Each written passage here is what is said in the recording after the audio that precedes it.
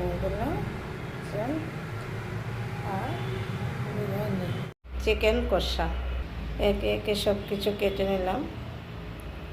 কাটা হয়ে গেল। এখন এগুলোকে পেস্ট করে এদিকে কড়াইয়ে বসিয়ে দিলাম। এর জন্য জল সিদ্ধ হচ্ছে। সবগুলো মশলা একে দিয়ে দিই। এদিকে কড়াইয়ে তেল দিয়ে দিলাম। হলুদ দিয়ে দিলাম। হলুদ দিলাম,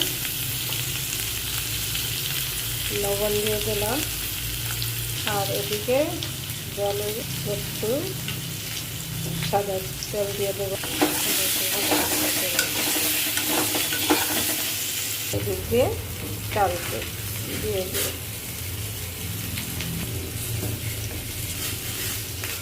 একটু লবণ দিয়ে দেবো। আলু আমার ভাজা হয়ে গেছে, নামিয়ে নেব। এদিক দিয়ে ভাতও হয়ে আসছে। একটু দিয়ে দিলাম পেঁয়াজ বেরেস্তা করার বেরেস্তা করার জন্য পেঁয়াজকে কেটে নেব লাল লাল করে।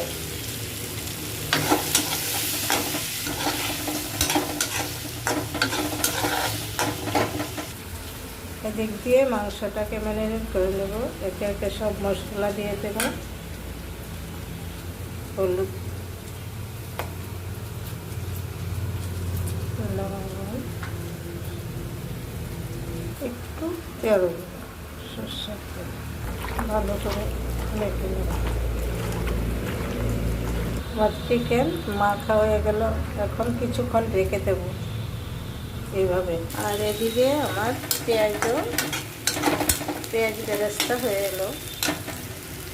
এখন এর থেকে নামিয়ে নিয়ে পেঁয়াজ কাটা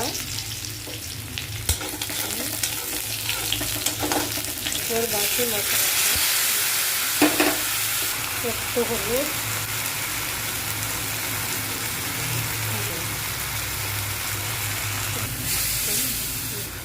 আমার মশলা হয়ে গেল। এখন মেরে পুরো মাংসটা কিছুক্ষণ এভাবে মাংসটাকে কষিয়ে নেব। চিকেন হালকা কষানো হলো। টমেটো দিয়ে দিলাম, রাখা ক্যাপসিকাম দিয়ে দিলাম।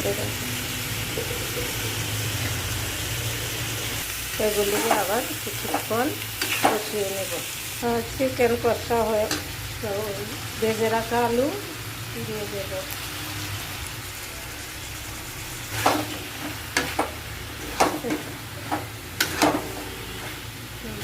এখন সিদ্ধের জন্য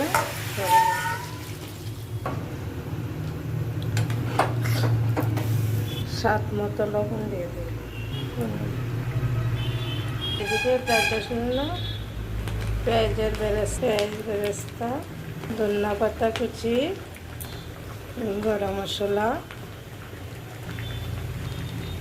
বিরিয়ানি মশলা দিয়ে ভালো করে একটু কেশর ভিটানো দুধ দেবো।